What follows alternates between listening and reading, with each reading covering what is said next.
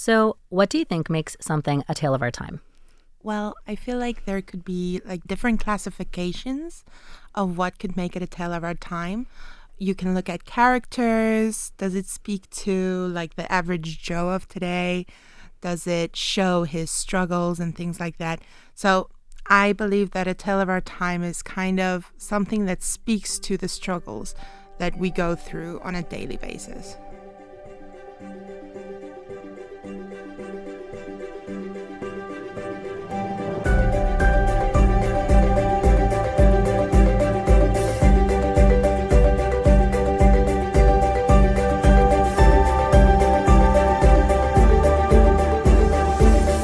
Hello, everyone, and welcome to Tales of Our Times. This is a show where we discuss the stories that move us, what makes them so meaningful, and why others could or should find meaning in them as well.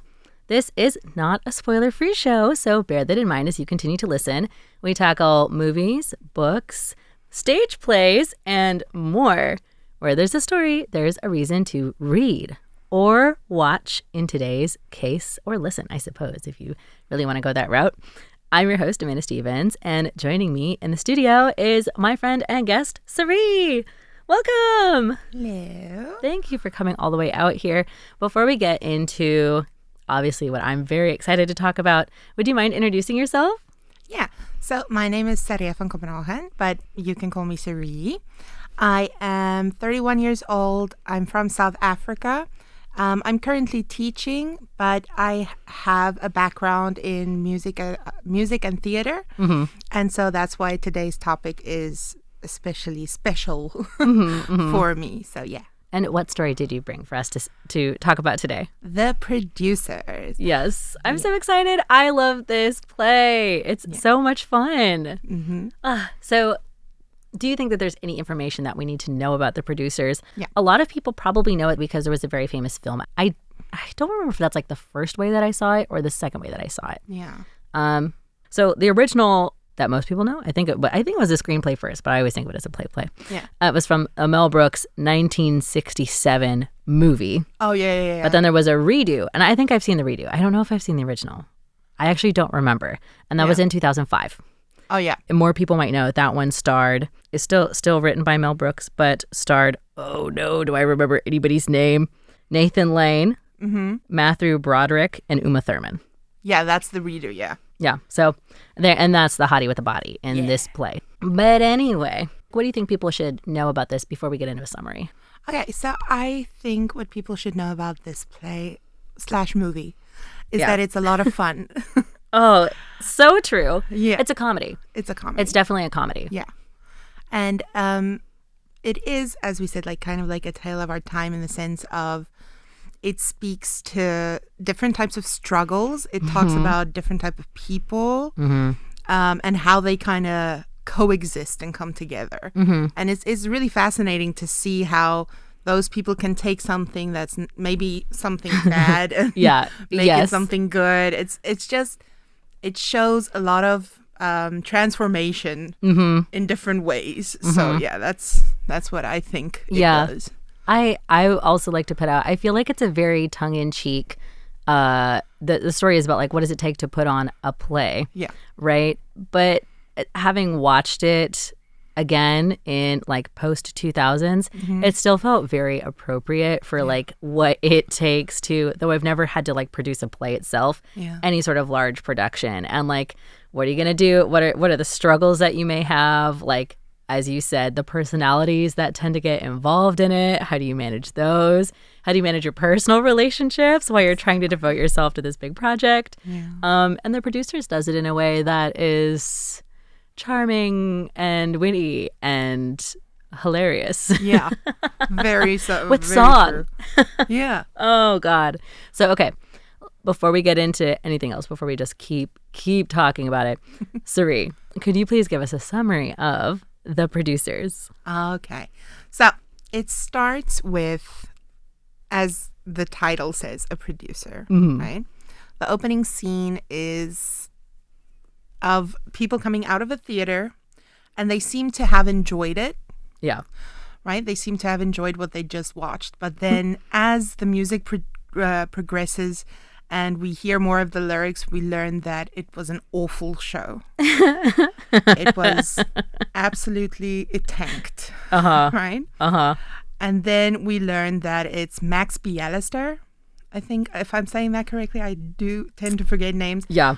But it's Max Bialyster is the producer, and he used to be very famous. He used to produce amazing things, and now he's down on his luck.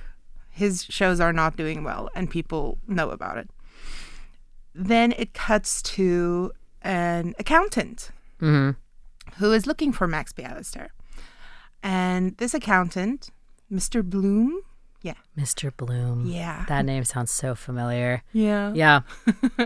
Mr. Bloom finds Max Bialyster, tells him that he needs to check his books for the play, everything like that. And then they, at a point, realize that you can make more money with a flop than you can with a successful play.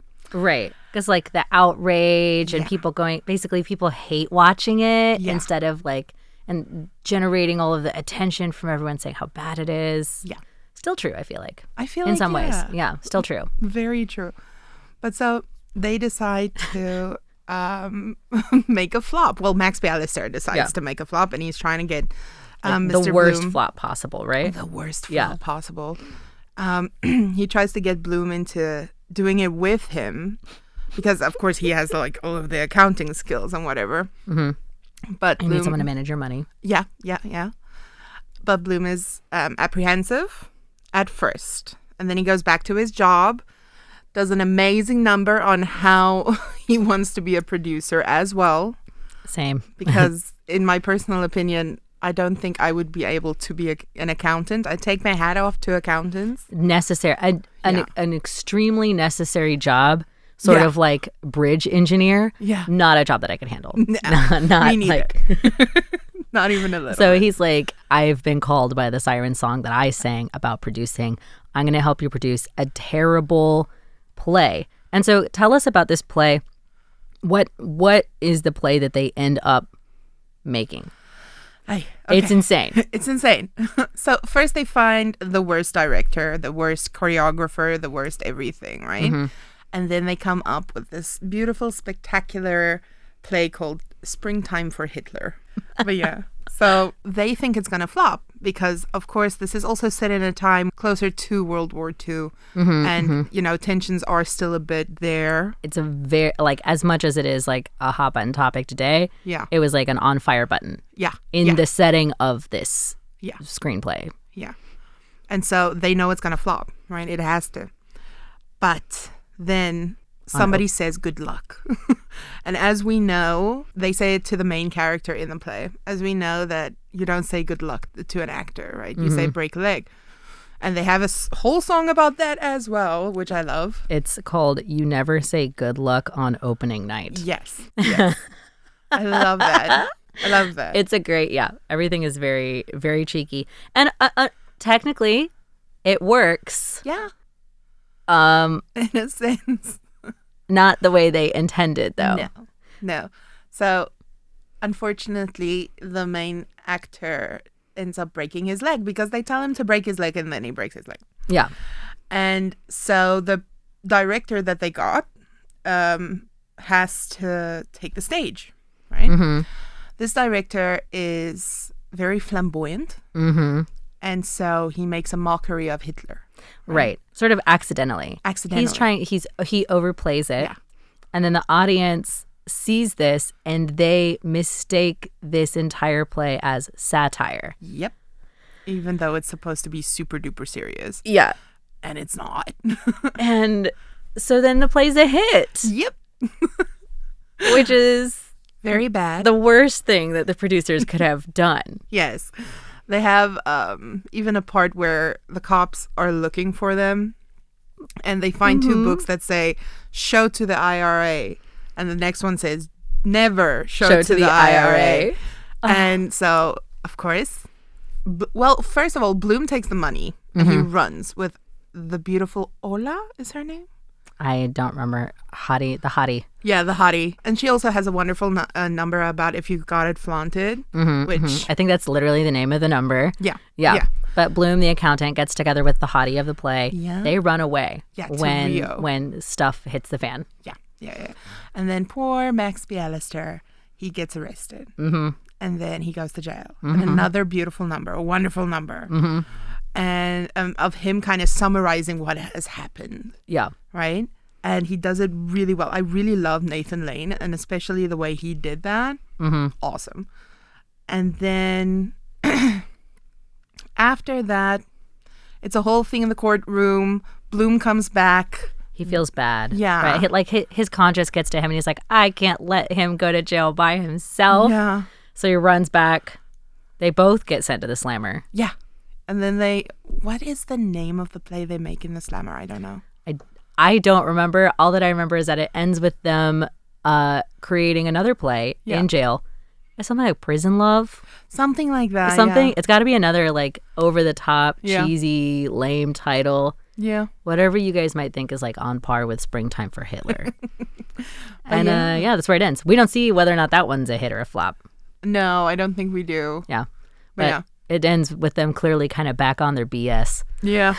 100%. Never learned a lesson ever. No.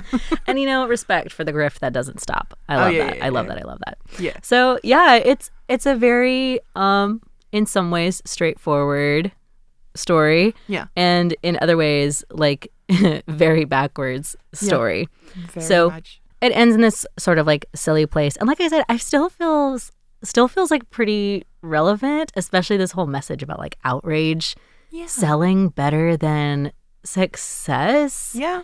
But let me ask you, like, where did you first encounter this story? Like, how did you first come across this? Well, my mother was a big fan of Nathan Lane. Yes. Okay. I grew up with movies like The Birdcage. And, The Birdcage is so good. Oh, so good. I cried so much. But so my mother was the one to introduce me when I was younger. Mm-hmm. I was probably like 8 or 9 when I first saw this. But yeah, just I instantly liked it when I was younger. But then when you get older and you like understand more of what's happening, the layers of the humor on what's going on, it became my favorite movie ever. Yeah. And so it's a good watch. I feel like this is one of those. It's not rare, but it is definitely a watch that is like enjoyable for people of all ages and like levels of experience. Because as long as you're watching like TV or plays or reading books, if you're involved in a media sphere at all, like it sort of resonates with you. Yeah. So then, what made this story so meaningful to you personally? Well, for me personally, I just feel like it speaks to me on a level of like my personality is what this play is. Oh my God, go into that. It's crazy. Yes. It's tongue in cheek. It's a bit, morally gray sometimes. 100%. I mean, we already talked like it. Well, it's a joke, right? Yeah. We could talk about the show to the IRS, don't show to the IRS. Yeah. There's also this whole idea that like they do work with and pay a literal Nazi. Yeah. To write the script. Yeah. Because again, they're trying to do something that is like the most outrageous. Yeah. So morally gray at least. Like this person is like, yeah, hey, hi. I'm the worst. I love being the worst. And I really believe all of this stuff. Yeah. And they're like, well, we'll pay you money if you can make it a play. So it's stuff like that I don't know. I just find so kind of not charming, but fun. And also kind of charming though, right? Kind of charming. Yeah. It's like the love for the anti-hero in a similar vein to that. It's not the exact same, but it's like these guys are rogues of a sort. Yeah. And you kind of you want to see their ventures play out. Yeah, they're I think making their own way in a world that tried to tell them no. Mm-hmm. They're like, hold my beer. Well, and to his credit, the main producer, I don't remember his name. The other guy was Mr. Bloom.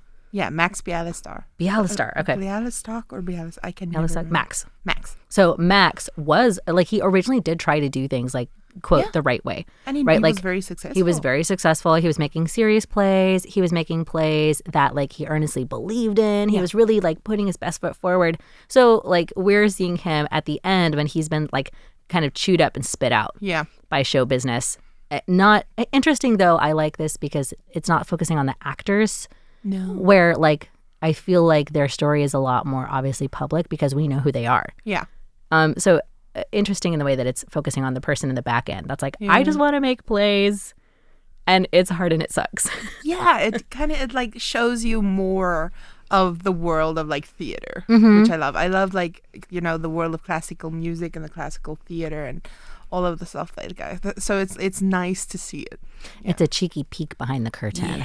Yeah. And I'm very curious, so I like that. Oh yeah, absolutely. Yeah. And so then, what do you think makes The Producers a tale of our time? Or another way to ask the question would be, what meaning do you think that other people could get out of The Producers? Well, I think it's a tale of our time. Yeah. Because if you look at stuff like YouTube, it's kind of the same concept. It's making your own way, right? Oh, okay. That's interesting. Yeah, like people were like, I'm not going to do it the normal way. Let me do it this way, right? And sort of the rise in like micro media productions, right? Because also I feel like you could say the same about Instagram and TikTok and these people who like, I know I definitely watch at least 2 content creators, which is another whole thing. You can just be a content creator who have created their own miniseries. Yeah. And like, I'm invested. These are like a minute and a half at most. But they're good. And I'm really invested. Like, I wait for the next one to come out, and I'm really excited when I see it. Yeah. Like, definitely making their own way. So do you see this as like a hopeful thing, or do you see this as sort of like a mixed messaging kind of thing? I think it's something that allows you to take what you need from it. Like, it's not something that's on the nose, like, this is the lesson, or don't do this. It's like, hey, listen, this could happen to you, or this couldn't happen to you. Like, whatever you need to take from it, you can, but... And when you say it, you mean the producers, like the message and the producers? Yeah. Yeah, continue. So, yeah, I just feel like, what can you take from it? Like it could speak to many different levels of something. Yeah. I guess, and you know, I agree with that because I thought when you first said, and I've already hinted at this several times, but when you were like, oh, it reminds me of YouTube, I at first thought you were going to say something completely different. I thought you were going to say because of like the rage bait videos. Oh, yeah, that too. I thought that was where you were going with it. But that's kind of proof of your concept, right? That you can take you can take many different messages about like the nature of media from this comedy from the 1960s. Yeah. And it's still true because in my mind, like while you were talking about this and even all these micro producers, there are like producers who just generate content to fuel outrage. Yeah. And then that's how they're making their money. They're like, I don't really care about this. Like, this is not really what I believe in. This is not really what I think, but it is what pays the bills. Yeah. And you guys keep participating in it. So like, I'm going to keep doing it. Yeah.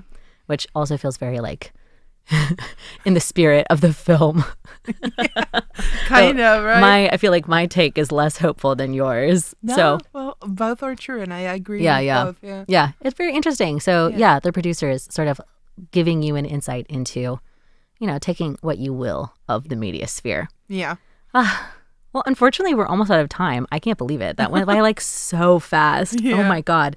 But Saree, if you could give the producers a 1-phrase subtitle of your very own, what would it be? If you've got it, flaunt it lawfully. Oh my God.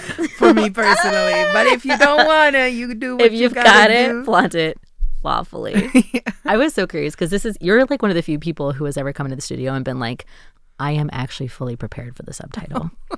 Usually people come in and like, we've thought about everything else, but this is the thing that gets forgotten. Or we're like, well, let's workshop it. I love it. Perfect. So on the nose. No? So in the spirit of the producers. Yeah. Oh, no. Okay. I really want to go home and watch this movie again. Saree, thank you so much for your time. This was such a joy. Oh, my God. Like, I hope you'll come back and talk more screenplays with us. I would love to. Oh, and thank you to all of you listeners out there. This has been Tales of Our Time on Radio Taiwan International. I was your host, Amanda Stevens, with my guest, Saree. Yeah. And today we were talking about you can choose whichever version. We didn't really pick one. No. The screenplay, The Producers. If you've got it, flaunt it. Lawfully. A Tale of Our Time. We'll see you next time.